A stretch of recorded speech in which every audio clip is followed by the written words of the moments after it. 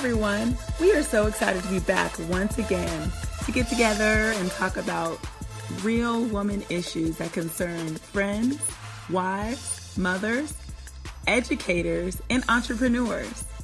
I cannot wait to start the show, so let's get going.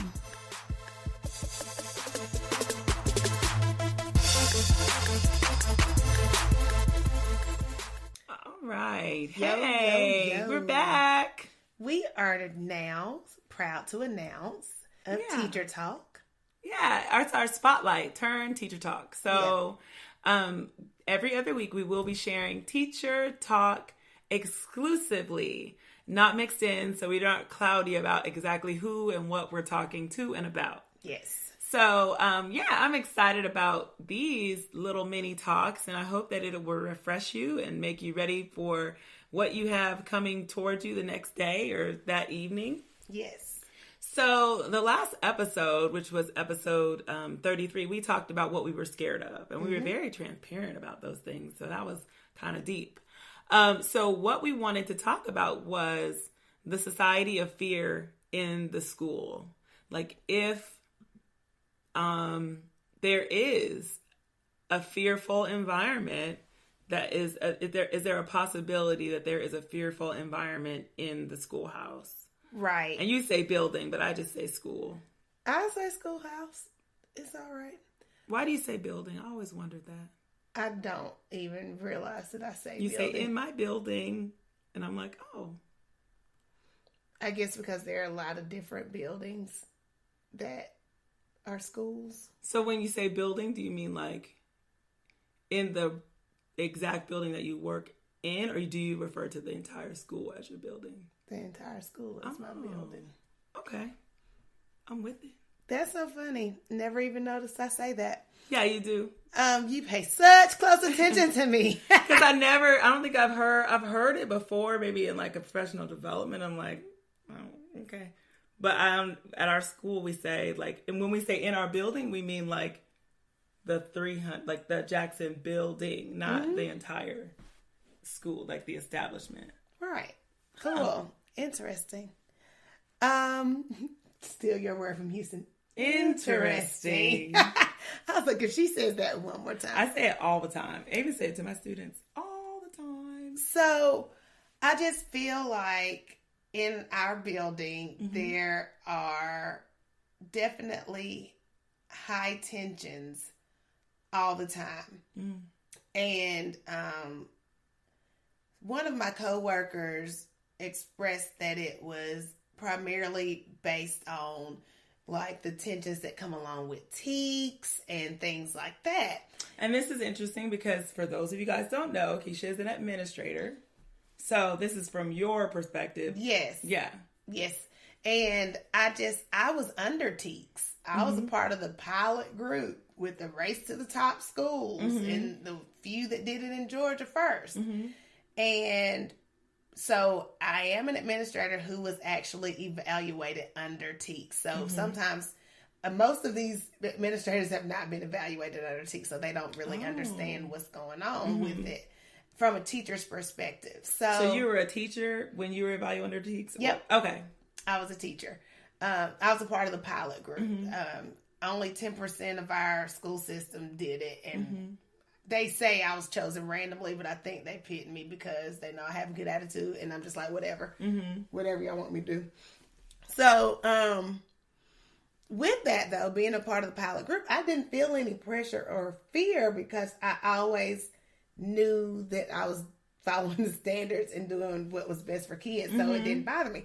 So, it never dawned on me when my coworker, who was a teacher, told me that a lot of the tension in the school building was because of TEKS. So that's a part of that fear. And it's always the fear of not getting a 3 or somebody in your room that many times, or because, the old, whatever it's called, they came in twice a year under that old tool. Right. So I hate it, but it does feel like sometimes there is a society of fear and tension in the school building that relates to the pressures of test scores, the pressures of feeling like they're getting in trouble by administration. Right. Instead of, No, I can talk about this whole TEKS association. I feel like administrators who aren't so strong in their leadership use TEKS as a way to threaten. So instead of saying like, these are some strategies that have been used, this is what you can do, they'll say, in order to get a 3 on TEKS, you need to implement these strategies. So it's almost like you're throwing TEKS in every single time when you want people to do what you say. So but I see straight through it because I'm like, who cares about TEKS? Like, right. Great. I'm glad you're mentioning TEKS, but that has nothing to do with the business strategies. If these are strategies, just let's be real. Like, if you want us to use it, be real. You don't have to back it up with because TEKS said so. Like, right. So because that is trying to, I guess, in that case, those leaders are trying to actually evoke fear. Yeah, to reinforce what they're saying because you'll be held accountable by TEKS. That's almost like that teacher is like, do this work or your grade gonna drop. You know what I mean? Like, it's that whole... You don't want anybody... But as a leader, teacher or an administrator, you should not want anyone to perform out of fear. Right. Because at the end of the day, you're not going to get the results that you want. Right. Yeah. Because it's not coming from inside the person if they're only doing it because they're afraid they're going to get in trouble all the time. Right. And so we had this shift in, apparently in teaching when we shifted principals. And I mean, I was fine either way, but this one is encouraging more engagement strategies, more PBLs, more, freedom to do those things. And I've been in a lot of PLCs, which is professional learning communities. If you're not in Georgia, I don't know. I'm sure it's nationwide. Sure. Yeah. Whatever. So you're groups of teachers of the same level. So I've been in groups where they're like, but what about the test scores? What are they going to do to us if the test scores aren't reflective of this? And I'm just like, but if they're saying the test scores aren't great anyway, so why are you so worried about, well, they're going to come in and then they're going to say this and then it's on my TEKS. And it's just like, it is. It's this whole spirit of I can't do anything that is fun or engaging that doesn't align with TEKS, even if it aligns with the standards. Like, it's just, it's dumb. And I feel like that's a shame, and it breaks my heart because we're all working with kids. I don't care what grade level you're in. If you're at the high school, at the middle school, at the elementary school, at the end of the day, these are children. Right. And they enjoy fun things. And if you are choosing activities that are engaging, entertaining, inspirational, fun, outside of the box, they're gonna get the freaking scores. And I know that if all else fails, like, I mean, I'm sorry. I am not at a school where the scores shoot through the roof every single year. So it's like, if you're working at a school that's always at the bottom and you're still doing the same thing every single year and you haven't tried anything, like, what is the problem? Like, why do you expect to change? It's not going to change. At least step out and try, and then you can be like, I tried and it still didn't happen. Exactly.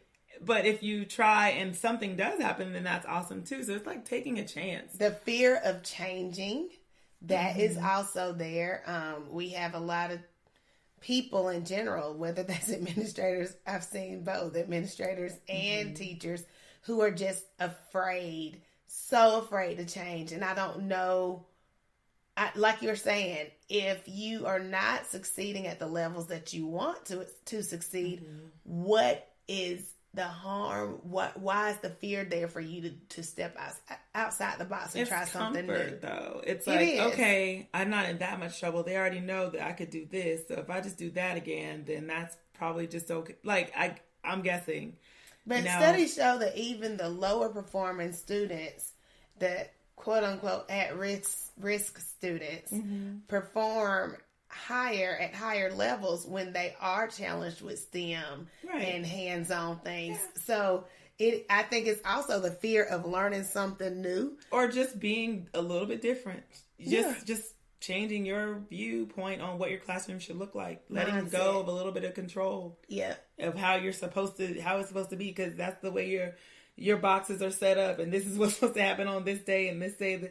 It's just a whole system that I feel this is very an unwalled topic, because I feel like once you're done with releasing all that fear, then you're free to be able to like actually do the things you love. And engage with children. Like some of that also is fear of the kids, because I feel like some of the teachers would rather just hand them a book because they're afraid to interact with their own students. That blows my mind. And I feel like, oh God, it makes me so sad when kids beg for bookwork or worksheets. They're like, we're tired of this. We just want to do some bookwork and worksheet. Like, I feel like they've been conditioned to associate that with like grades or learning or whatever. And they're quiet and they're doing it and they're compliant. And we had this walkthrough training where the kids were, and this was our department, they were modeling it for us in another class. The kids were compliant. It was call response. It was totally teacher centered. And they tried to tell us that was engagement. And so, I mean, I can't be quiet about stuff like that. I'm like, so are you confused? I didn't say confusing. I said, I thought that we were supposed to distinguish between engagement and compliance. Right. And they were not excited about that question. They were just like, well, it's engaging because they're actually interested in the lesson. And I was like, shows that they're interested though. Right. And I didn't see it. I didn't see positive learning environment. Different. I didn't see it. We're different from the average. Yeah, I guess so. We are, because I'm going to tell you, you sound just like me. Because every new building that I've been into, there's always somebody the principal immediately brags on before I even hit the door. And I'm all excited about seeing these people. Right. And oftentimes I walk in and I'm like, I don't see it. Like, and I know I know in my heart of hearts, I don't know whose tail they've blown smoke up. Like, they have done a smoke and mirrors trick because just because your students are well behaved, and of course we're in an honors class, so you know they know things and they can say words, but do they care about being in that class? Like, are they totally sold on what the teacher is doing? Teaching them, that's a feeling that you get. That's not words, or that's not behavior that you can see. Right. So we were all kind of like, because we were under the old regime where we understood engagement versus compliance, and they went in on us about that. Like, just because they're quiet and working, that's not engagement. It's not. So anyways, we also had a question, and this is directly related to fear also. It's about tenured teachers. Do they release something to y'all about tenure? This came out like this week. Tell me about it. So the principal, and love him, whatever. So he brought together all of the groups and went on about what the difference between being tenured in our county is. But in Georgia, we don't have a union, so I'm like, I don't even know what tenure means. So clearly he was able to say, if you've been there longer than a certain amount of years, then you're considered tenure. Well, tenure means that before they fire you, you have to be on a PDP, professional development plan. So then they go on to say that if you are non-tenure, basically we don't owe you nothing. Oh. And that you will be told in January if you will be getting your contract held or not. So I said, So of course, I'm like, clarification. So I'm like, would they know by now? Because January is soon. We have Christmas. Very soon. I said, would they know at this point? Yeah, if you look on TEKS, you would know. I mean, they've already had 2 walkthroughs, so they should know by their scores on TEKS. I said, but would there be notified? Would there be a conversation? Right. And so then it was like, the principal goes, Ned, it's not you. And I was like, I said, no, I'm just asking for a friend. And then another teacher goes, because the questions you were asking, I started to get worried. I said, no, I'm just saying, I'm putting myself in the position of someone who is non-tenured, have maybe transferred in from another district, and you're not tenured yet. Would they know if they're not good at what they're doing? Is there a way? And he's like, yeah, there would be conversations. But I was like, okay. So just know, because this whole January, that's soon. That is very soon. So that is I think that's